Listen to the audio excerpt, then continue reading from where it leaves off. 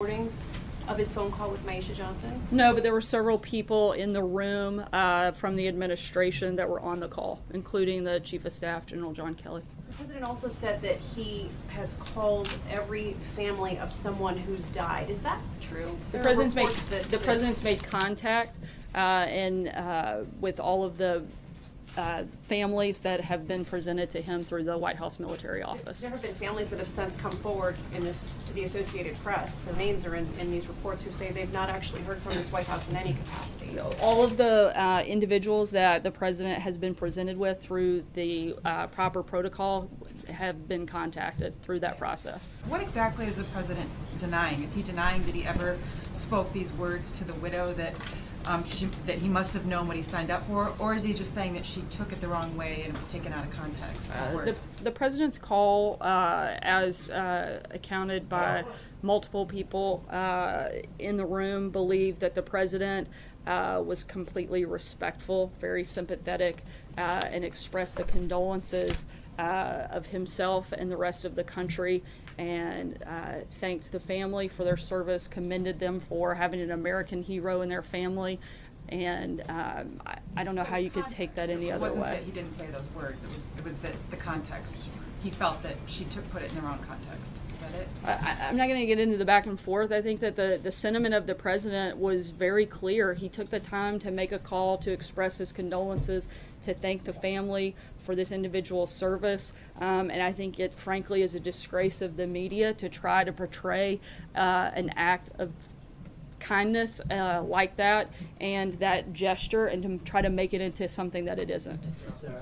Peter. Sarah, did the president speak to his Chief of Staff, General John Kelly, before invoking his son's death and what has become a political argument? I know he's spoken to General Kelly multiple times yesterday and today.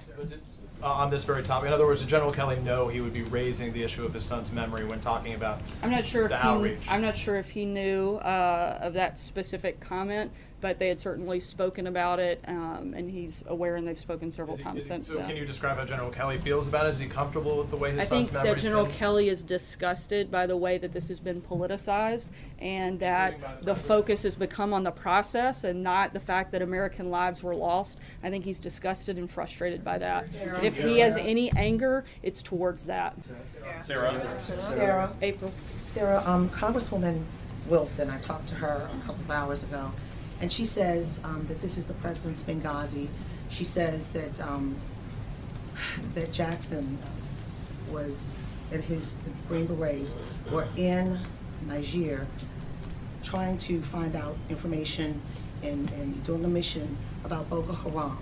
And she said that his transmitter was still emitting for 2 days, emitting a signal when he was located. And she says that makes no sense why he wasn't located. What say you about that? And also, what do you say about her comment that he did not know, and the wife, the widow, said that the president did not know his name? He kept saying, "Your God, your God." Just because the president said your guy, I don't think that means that he doesn't know his name. As the president stated, the hardest job he has is making calls like that.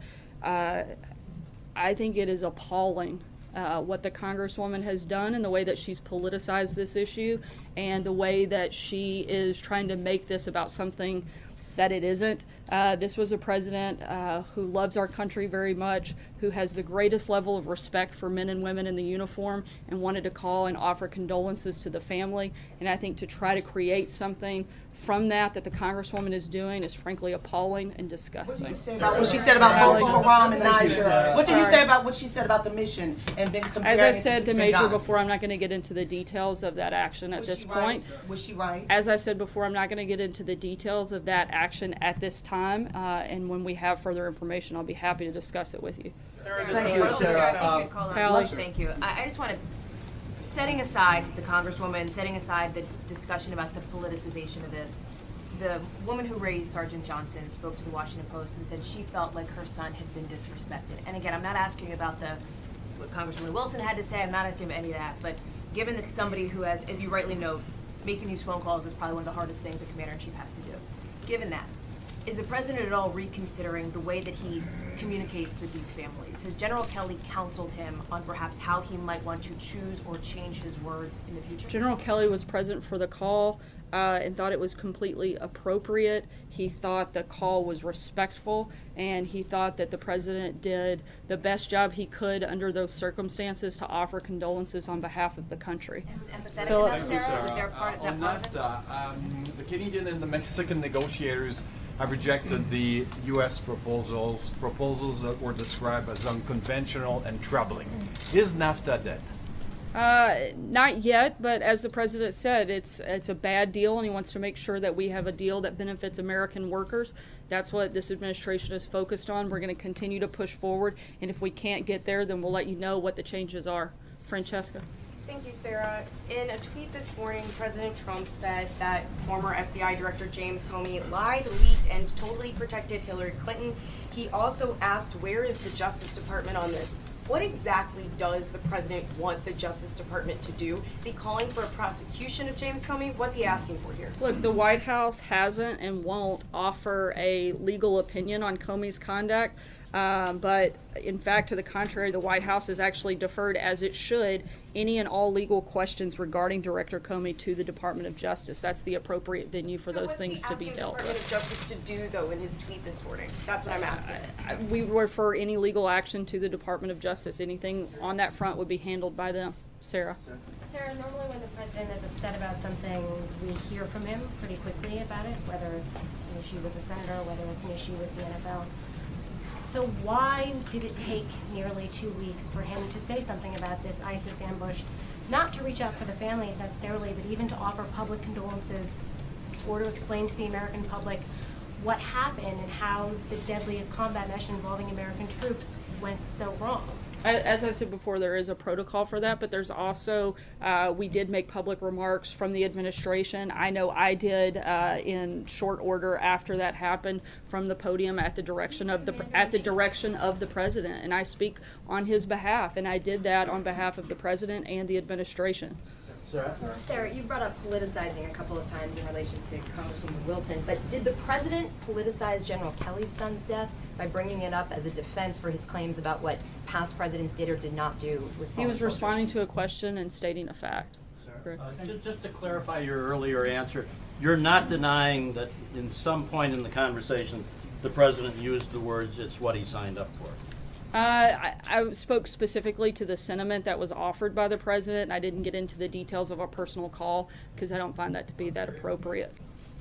Sarah, thanks. Does the president feel as a matter of principle that it is not adequate to simply send a letter of condolence to the family of a slain service person, as President Bush and President Obama typically did? And does he feel that it was not adequate for President Obama to have sent a letter to General Kelly but not called General Kelly on the death of his son? I don't think that there's anything that any president can do. There's never going to be enough that a president can do for the families of those that are killed in action. The point the president was making is that there's a different process. Sometimes they call, sometimes they write letters, sometimes they engage directly. The comments were certainly, I think, taken very far out of context by the media, and if there's any frustration, I think that's where it should be focused. John Decker. Thank you, Sarah. A question about the NFL. Roger Goodell, the commissioner of the NFL, earlier today said that all players should stand during the playing of the national anthem. Earlier this week, there was no change in policy as it relates to the NFL mandating that all players in the NFL stand for the national anthem. Does the president believe that he's winning this argument or has won this argument as it relates to what he said about whether players should stand for the playing of the national anthem? I think it's certainly a step in the right direction. As we've said many times before, the president supports standing for the national anthem, saluting the flag, and honoring those men and women in uniform that fight to protect it. Trey? Thank you, Sarah. You opened up at the top discussing the liberation of Raqqa. So my question for you is, how does the president envision future U.S. involvement in both Syria and Iraq post-ISIS? We want to continue to work with our coalition forces to completely destroy and defeat ISIS. Right now, that's the priority, and